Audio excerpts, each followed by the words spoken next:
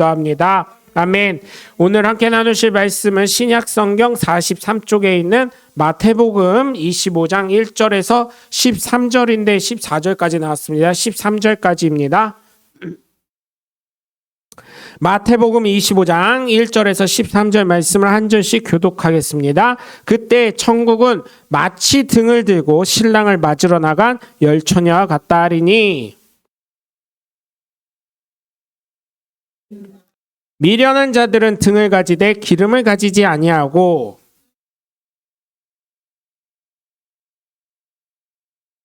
신랑이 더디옴으로 다 졸며 잘세.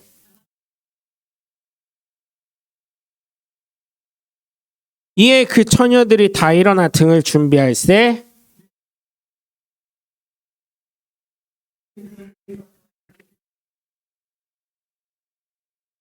슬기 있는 자들이 대답하여 이르되 우리와 너희가 쓰기에 다 부족할까 하노니 차라리 파는 자들에게 가서 너희 쓸 것을 사라 하니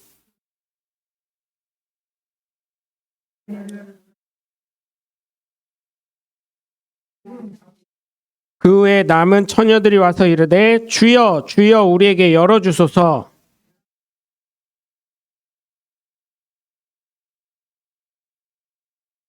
그런즉 깨어있으라 너희는 그날과 그때를 알지 못하느니라. 아멘.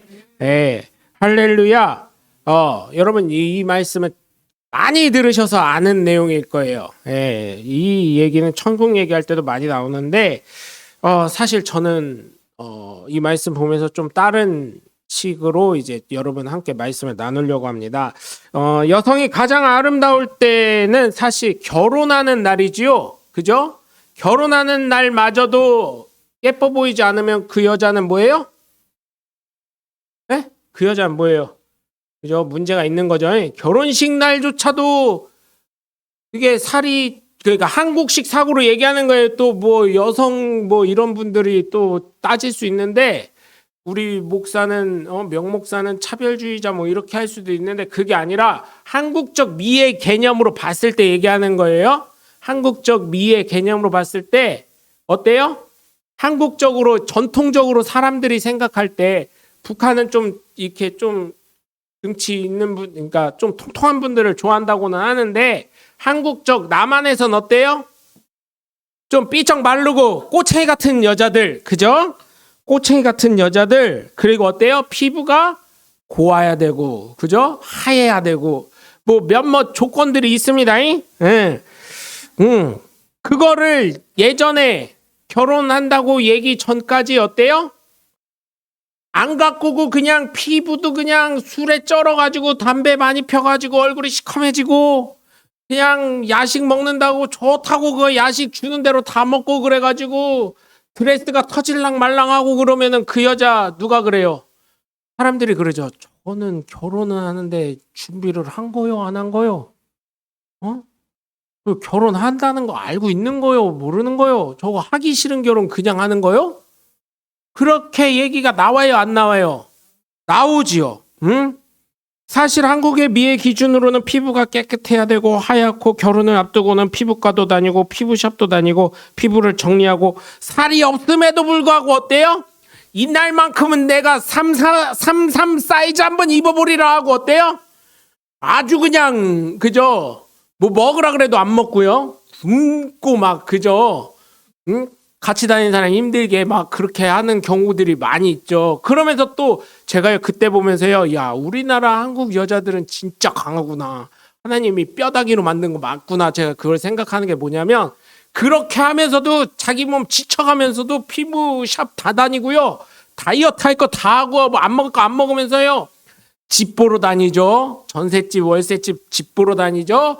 또 혼수 가구 보러 다니죠. 인테리어 어떻게 할 거 다 찾아다니죠. 강철 체력이야. 난 그렇게 안 먹고는요. 그렇게 못 다녀. 하늘이 노랗게 보일 것 같아요. 대단한 분들이에요. 그리고 그날만큼은 더 사이즈 작은 드레스를 입으리라 하고 어때요? 심혈을 기울여서 살고 다니지요. 네? 그리고 화장도 어떤 것이 더 어울릴까 하면서 고민도 하고요.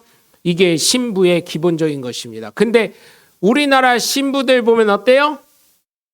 어때요? 그 친구들이 아주 문제예요. 제가 여기서 팁을 하나 알려드리자면 신부들은 친구들한테 물어보지 마세요. 시기 질투가 많아요. 여자의 적은 여기 여자라 그랬어. 여자한테 물어보지 말고 어머니에게 물어보시고 남자친구에게 물어보시고 그렇죠? 그렇게 해야 되는 거예요. 여자의 적은 여자야. 왜? 아니 내가 쟤보다 더 낫다고 생각했는데 쟤가 돋보이면 안 되거든. 내가 결혼식 날에도 내가 더 돋보여야 되거든. 여자들은 그런 심리가 있더라고요. 보면. 예? 참 이기적인 게 참 많아요. 여자들. 예? 남자들도 그런 거 있지만 그래도 남자들은 결혼식 할 때 별 관심이 없어. 뭐 이번 야 괜찮냐? 괜찮아. 그러고 이건 어떠냐? 그것도 괜찮아. 이러고 그냥 넘어가요. 제가 잘 되던 말도 나랑 뭔 상관이야. 이렇게 살아가는데 여자들은요. 좀 예뻐 보이면 어때요? 야 그거는 조금 야 가슴이 좀 더 파인 게 좀 낫지 않겠어? 뭐 이러면서 자기는 최신의 옷을 입으려고 하면서 드레스를 입더라도 최신의 드레스를 입으려고 하면서 어때요? 아이 그거는 유행이 아직 너무 빠르지 않아? 막 이러면서 막 안 입히려고 그래. 막. 그러니까 친구랑 같이 가는 게 제일 바보야. 제가 봤을 때 질투가 너무 많아. 네? 그리고 결혼식장도 어떤 호텔에 요즘엔 밥이 맛있어서 거기서 하려고 그 밥 맛있고 그 호텔은 사실은 밥 맛있는 거랑 상관없는 데거든요. 거기는 예를 들면 대전에 잘 나간다는 사람들은 소위 거기서 하려고 그래. 근데 쟤는 부잣집으로 시집 가나 봐 이게 마음속에 있어가지고 어때요? 요즘에 거기 밥도 맛이 없고 예전 같지 않더라. 내가 얼마 전에 결혼식장 거기 갔었는데 별로더라. 그게 아니야. 부모님들의 품위가 있기 때문에 그 결혼식장 해야 되는 거야. 사업상, 사람 관계상, 그리고 거기서 해야 되는 거야. 그러니까 결혼식장도 어떻게 해야 돼요? 친구한테 물어보지 마. 직장 동료한테도 물어보지 말고 그냥 아버지 어머니한테 맡겨. 결혼식장은. 왜냐면 그거는 비즈니스랑 인간 관계상 릴레이션 관계상 필요한 식장을 잡는 거예요. 그죠? 이게 너무 몰라. 참 저도 몰랐어요. 그냥 저도 교회에서 결혼했는데 야 교회 저보고 뭐라고 했냐면 이 교회 왜 줬는지 알아? 너 결혼시키려고 줬어. 그 되게 부담스러워. 그래서 네가 1번으로 결혼하는 거야 이러시는 거예요. 내가 나 결혼식 끝났으면 그거 팔아야지. 나 덕에 결혼을 한 거요. 그러니까 이게 참 가슴 아픈 사연이 있어요. 어쨌든 저 때문에 그 교회를 줬다는 거에 내가 얼마나 부담스러웠는지. 진짜 그랬어요. 그때는 정말. 그래서 여러분 그런 상황이 돼가고 있어요. 근데 제가 저희 아이들에게 물어봤어요. 니네들 혹시나 저렇게 크게 결혼식장에서 하는 거 원하니? 그랬더니 뭐 굳이 저렇게까지 해 이러더라고요. 그냥 그래서 그래요. 저건 허례허식이요. 이렇게 얘기하고 그냥 말하는데 요즘엔 또 그렇게들 하더라고요. 식당을 빌려가지고 그런 결혼식도 있더라고요. 저는 거기 초대받지 못해서 미안한데 가족들끼리 하기로 했어. 이렇게 해가지고 진짜 가족도 정예 멤버 딱 10명 여기 10명 딱 해서 20명 딱 해가지고 22명 딱 해가지고 그걸로 끝냈대요. 그렇게 하고 거기서 이제 결혼식 대처한다니까 또 봉투들 갖고 왔을 거 아니에요. 정예 멤버니까 일본식으로 결혼을 하는 친구들이 있더라고요. 요즘에 일본식으로 이렇게 다 해가지고 멋있더라고요. 일본 결혼식 어떻게 하는지 아세요? 일본 결혼식은요 그 초대장을 다 보냅니다. 그러면 자기가 못 먹는 거 있잖아요. 사람들 중에 뭐 예를 들어서 고사리 먹어서 알레르기가 발진이 일어나고 뭐 조개 먹어서 토한 적이 있고 뭐 돼지고기 먹으면 뭐 이런 사람들 있잖아요. 못 먹는 걸 쫙 써요. 그리고 메뉴가 쭉 그 초대장과 함께 메뉴가 같이 쫙 딸려 나옵니다.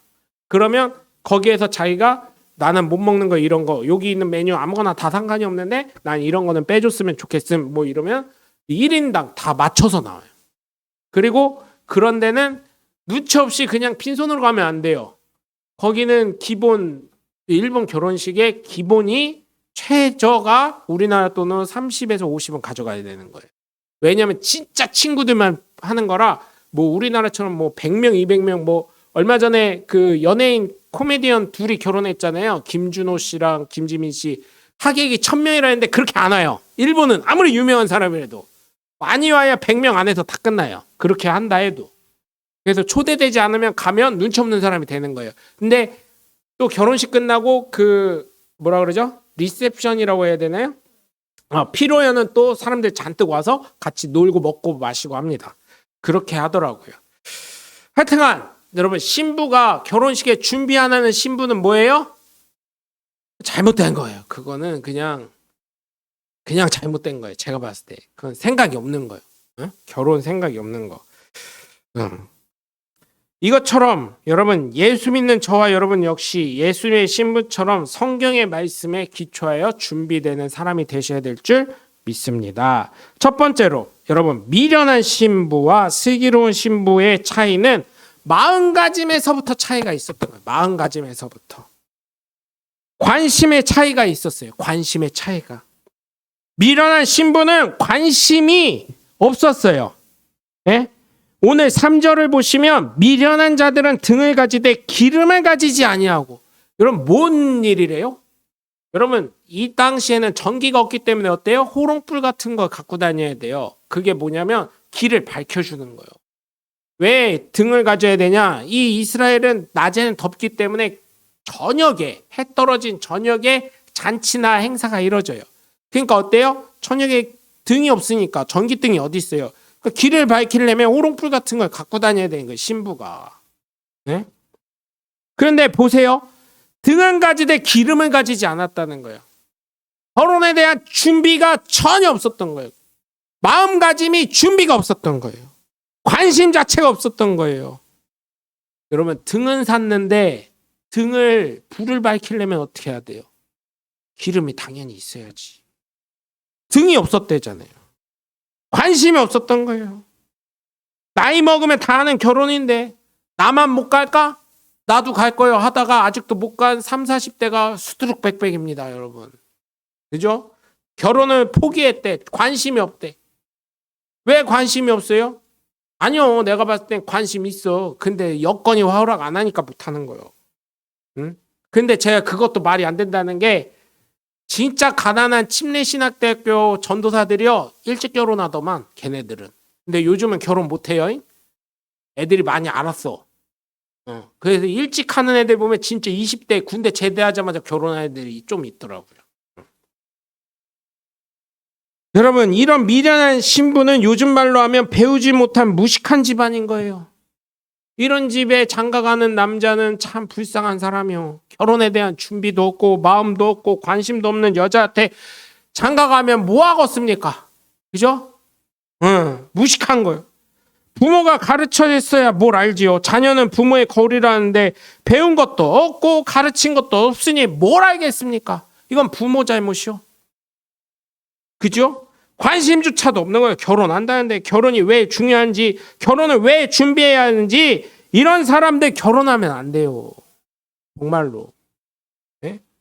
그냥 친구들 결혼하니까 친구 따라 강남 가다듯이 결혼하고, 나이 먹으면 다 하는 거니까. 아니에요. 요즘 젊은 여성들을 넘어서 40대에도 결혼을 하지 못하는 사람들이 많이 있는데, 죄송하지만 관심을 갖지 못했기 때문이에요. 그리고 너무 잘났어. 너무 잘났어. 응? 그래서 결혼이 왜 중요하고 결혼의 의미가 무엇인지, 어떻게 결혼을 준비해야 하는지를 잘 알아야 되는 거예요. 준비시켜야 되는 거예요. 그냥 하니까 하는 거겠지. 뭐 아버지가 알아서 시켜주겠지. 아니에요. 왜 결혼을 해야 되는지, 어떻게 해야 되는지. 그죠? 그렇게 해야 되는 거예요.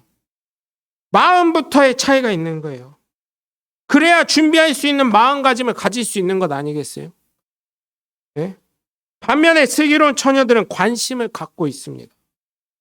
그렇게 결혼을 왜 하는지, 왜 결혼이라는 것이 중요한지, 어떻게 결혼을 준비해야 하는지를 준비한 것입니다. 그러니 여러분, 우리는 예수님의 신부들로서 성경을 통해서 어떻게 신앙생활을 하면서 왜 신앙이라는 것이 중요한지, 그래서 어떻게 삶을 살아야 하는지 생각하면서 천국을 소망하시는 저와 여러분이 되시길 주 예수 그리스도의 이름으로 간절히 축원합니다. 두 번째로, 미련한 신부들은 관심이 없다 보니까 게으른 사람들. 관심이 없으니 준비조차를 하지 않습니다. 관심이 없으니 그냥 준비된 대로 그냥 갑니다. 마음이 없으니까 굳이 스스로 준비하지 않습니다. 네? 그러니까 등불을 가지되 등은 가지되 기름을 가지지 않고 예수님이 얘기에 단서를 다뤄보시는 거예요. 네? 네? 나의 인생입니다, 여러분. 내일입니다. 네? 그런데 슬기로운 사람들은 어떻게 합니까? 내일이니까. 내가 그날 주연이 돼야 돼요. 준비를 하는 거예요. 네? 부지런한 삶을 살아갑니다. 반면에 미련한 신부들은 조연입니다. 조연. 네? 교회 안에서도 그런 사람들이 얼마나 많이 있습니까? 우리는 예수님의 신부입니다. 그러면 여러분 부지런해야 하는 것입니다. 부지런해야 합니다. 게으름을 필 수가 없습니다. 그럴 시간조차도 없고요. 그러면 이런 말씀하신 분들이 있어요. 쉬는 것은 뭔데? 주일날 쉬라고 빨간 글씨 해줬잖아. 네? 쉼이 있어야 다시 나아갈 수 있는 거예요. 예수님께서도 쉬셨어요. 하나님도 쉬셨어요. 쉼이 없으면 나아가지 말고요. 기계가 아니기 때문에 병들고 결국 죽게 됩니다. 사람은 기계가 아니죠. 그렇기 때문에 하나님께서 안식한 날을 제정하신 거예요. 사람을 위해서.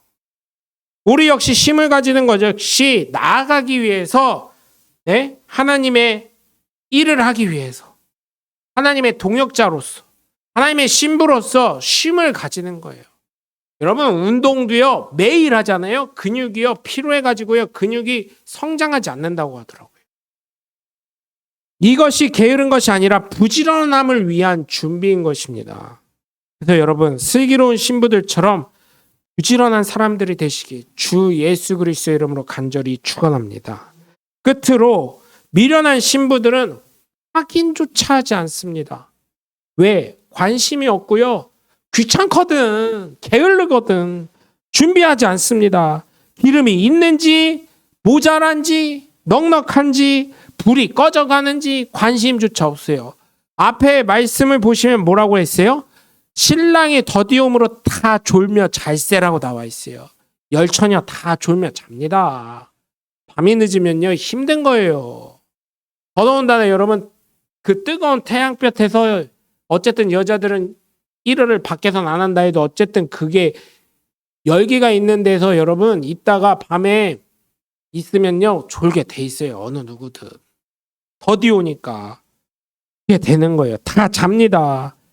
그럼에도 불구하고요 그들은요 기름을 확인하고 있고 기름을 채워 넣었었고 기름이 모자란지 넉넉한지 확인을 하는 것입니다. 예? 그러나 미련한 신부들은 준비조차를 하지 않습니다. 예? 신랑이 더디 올 수도 있고요. 관심조차가 없으니까 확인조차도 안 하고요. 그냥 귀찮은 거예요. 뭘 해야 될지도 모르는 거고요. 예? 기름통이 얼마나 준비가 되어 있는지, 예? 기름통에 기름이 있는지, 넉넉한지 부족한지도 관심도 없는 거예요. 여러분 말씀을 보면요. 그거 한번 뜯어나 바꿨습니까 여러분? 불 들어오네? 이런 거예요. 마치 그런 거 있잖아요 여러분. 이게 되나 안 되나 테스트 하려고 사람들이 건전지도요. 이런 것도요. 처음에 만땅 충전 안 해놓잖아요. 100% 충전된 거 건전지 안 놓습니다. 그냥 한 10%? 한 두세 번 껐다 켰다 할 만한 거? 그만큼만 넣어놔요. 왜요? 성능은 테스트 해줘야 되니까. 그러니까 마치 미련한 여자들은 그거예요. 가게방 가가지고 등불이 켜지나 불 붙여봤는데 기름이 거기에 심지에는 있을 거 아니요. 기름도 약간 있었을 거고. 태워보니까 불 들어오네. 불 잘 들어오네요. 됐어요 하고 그냥 온 거예요. 근데 슬기로운 처녀들은 어때요? 불 들어오는 거 확인해보고 그때만 들어왔는지 이게 심지가 제대로 있는 건지 없는 건지 뚜껑도 열어보고 심지가 길은지 짧은지도 보고 어때요? 기름도 제대로 있는지 없는지 체크를 다 한 거예요. 넉넉히 준비를 한 거예요. 확인한 거예요. 우리는 예수님을 믿으며 신앙생활을 하는 사람들이에요. 즉 예수님의 권능을 위임받은 작은 예수들입니다. 네, 그러면 어떻게 해야 돼요? 우리의 삶이 예수를 믿은 사람으로서 바르게 잘 성장하고 있는 것인지, 혹시나 좌로나 우로나 치우친 건 아닌지, 베레아 사람들처럼 신사적으로 성경을 통해서 확인해야 되는 것입니다.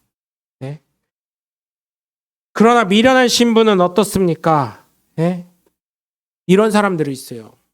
이런 사람들. 교회 권사님에도 불구하고 저는 그래도 뭔 교회 다니니까. 대전에서 제일 큰 교회 다니니까. 우리 목사님이 전국적으로 유명하니까. 그거랑 상관없지 않아요? 하나님과 너와의 신앙이 어떠냐고. 네가 준비가 됐냐고. 너의 마음가짐이 어떠냐고. 네 생활이 바르냐고.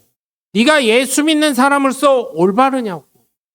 예수님은 그걸 물어보시는 거지. 그죠? 그래서 로마서 14장 18절에서 19절에 보면 하나님의 기쁨이 되고 사람들에게 칭찬받고 덕을 세우는 삶을 살라고 말씀하고 있는 거잖아요. 그래서 여러분 정말 부탁을 드립니다. 신앙생활도 간혹 비신앙인들이 볼 때에는 문제가 되는 경우도 간혹 있더랍니다. 그래서 우리는 예수 믿는 신앙생활을 바르게 하는데 성경을 통해서 내 신앙생활이 바른 것인지 아닌지 확인하고요. 간혹 여러분 저도 목회자이면서 사람인지라 하나님 말씀을 진짜 바르게 잘 전달하려고 함에도 불구하고 간혹 인간적인 생각으로 전할 때가 있을 때가 있어요. 그럴 때는 맞는지 안 맞는지 취할 것은 취하고 버릴 것은 버리고 무조건 명목사 맞아 저 성격에 대충 했겠어? 저도 틀릴 때가 있더라고요. 사람인지라. 그러니까 어때요? 신사적인 베레아 사람들처럼 어떻게 해요? 성경의 말씀을 보고 사도 바울 말씀 보고도요, 듣고도요, 그 말씀이 진짜 성경적으로 맞는지, 그걸 내 삶 속에 어떻게 적용해야 되는지, 그거를 확인한 베레아 사람들처럼 여러분, 슬기로운 처녀가 확인하고 기름을 준비하고 등불을 가지고 예수님의 잔치에, 신랑 잔치에, 결혼 잔치에 참여하게 된 것처럼 여러분 정말 그런 삶이 저와 여러분 삶 가운데 넘쳐나시길 주 예수 그리스도 이름으로 간절히 축원합니다. 기도하겠습니다. 하나님 우리가 정말 슬기로운 처녀들처럼 준비되는 사람들 되게 하시고